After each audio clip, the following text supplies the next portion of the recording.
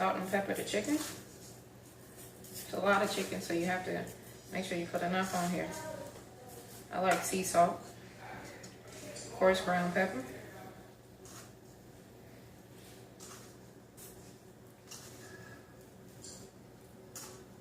Make sure you get it good, it's a lot. In this marinade, you have paprika, you have lemon zest, you have lime zest, you have the juice of both the lime and the lemon, you have garlic, extra virgin olive oil, and parsley.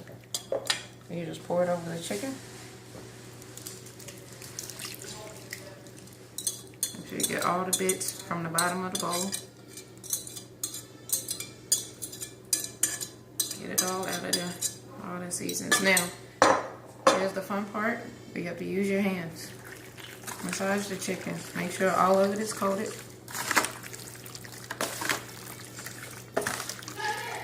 You can see the color from the paprika, what it did to the marinade.